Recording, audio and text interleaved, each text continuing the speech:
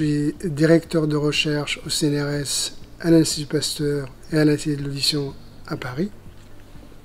Et je dirige une équipe qui s'intitule Technologie et thérapie génique pour la surdité. Alors, comment suis-je arrivé là? J'ai fait mes études dans la région de Marrakech, collège et lycée. Et après l'obtention de mon baccalauréat, je suis parti en France, dans le sud, à Montpellier, pour suivre des études de pharmacie.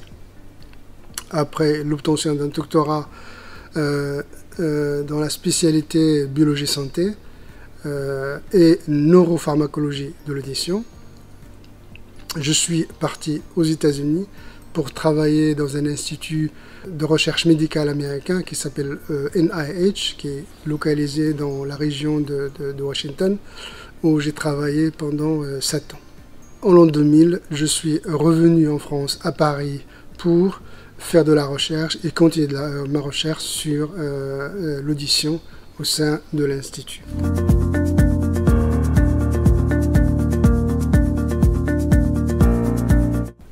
En fait, il y a 3 facteurs qui ont influencé mon choix de recherche, c'est les rencontres.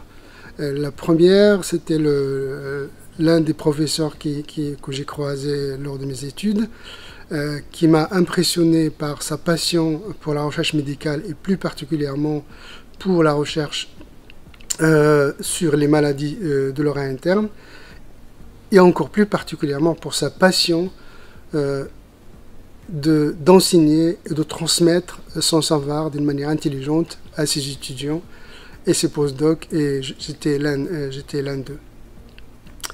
Le deuxième facteur, c'est qu'à l'époque, la fin des années 90, la recherche sur l'oreille était vraiment le parent pauvre de la recherche. Il y avait tout à faire. Et l'handicap surdité était sous-estimé, à la fois son coût sociétal et économique. Le troisième facteur, c'est lorsque j'ai soutenu ma thèse, et l'un des membres du jury était un Américain, un neuropharmacologiste, et après la fin de ma soutenance, il est venu me voir et il m'a proposé de se joindre à son labo aux États-Unis pour continuer mes projets de recherche sur les maladies de l'oreille interne que j'ai développées pendant la soutenance de ma thèse. Donc j'ai accepté cette offre et je suis parti aux États-Unis pour travailler avec lui dans NIH pendant 7 ans. En l'an 2000, je suis revenu, comme je l'ai dit tout à l'heure, à l'Institut Pasteur.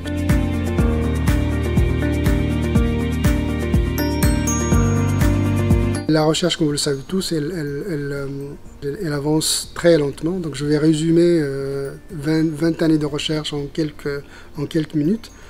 En fait, je crois que l'avancée la plus importante était le fait que la surdité chez l'enfant, à 70% de cas, est d'origine génétique.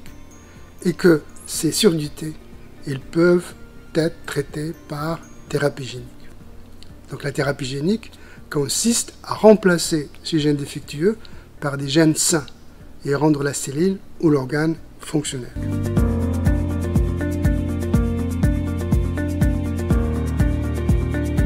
On a en fait identifié un gène responsable de surdité chez l'enfant, qui touche à peu près entre 3 et 10% des surdités dans le monde, en fonction des localisations géographiques. Et cette surdité, comme je dirais, elle est profonde. Et nous avons pu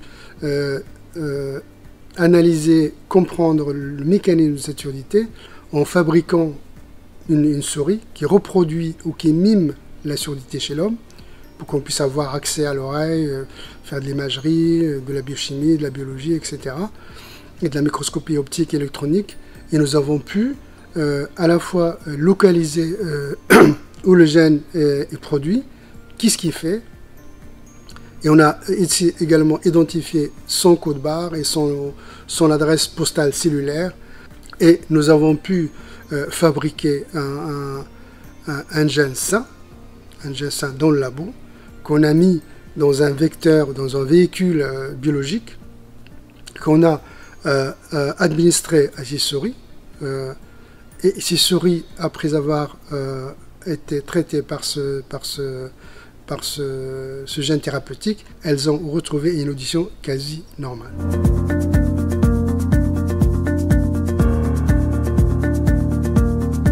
Le vecteur thérapeutique que nous avons produit, il a eu au sein de son enveloppe tous les critères nécessaires pour aller cibler la cellule malade, puisqu'il avait un GPS et un code barre pour reconnaître la cellule défectueuse au sein de l'organe de l'audition.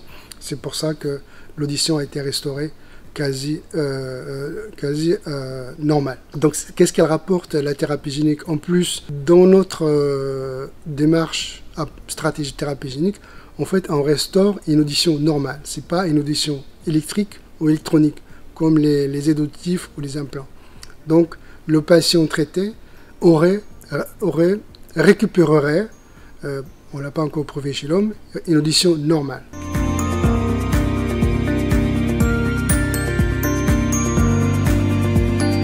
La réponse est oui. Il y a des adolescents plutôt qui considèrent des ORL de plus en plus jeunes à cause de leur mode de vie, exposition permanente à un son très intense pendant plusieurs jours, plusieurs mois, pendant toute leur vie d'adolescents. Et puis, il y a évidemment l'organe de l'audition. Enfin, l'organe de l'audition, c'est un organe comme un autre. Il vieillit, il se fatigue, c'est sollicité d'une manière exagérée pendant toute une vie. Et c'est pour ça qu'on commence à observer un vieillissement précoce de l'audition ou de l'oreille chez des jeunes adolescents de plus en plus fréquemment.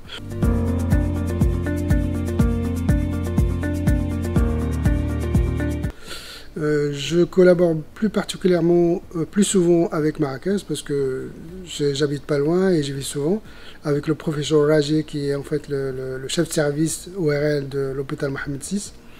Et nous avons en 2017 organisé un congrès international sur les surdité génétiques qui a été très réussi puisqu'on a eu, je crois, je me rappelle bien, on a eu 25 nationalités qui étaient présentes à Marrakech. Et nous avons créé aussi une société savante dédiée à la recherche dans le domaine de la thérapie génique des surdités. Et donc il n'y a pas, je pense, au mois d'août, début août, j'ai discuté avec le professeur Raji, on se projette d'organiser le 3e symposium, puisque le 2e il a été organisé à Hanovre, et on proposera l'organisation du 3e symposium de la thérapie génique sur la thérapie génique à Marrakech en 2023.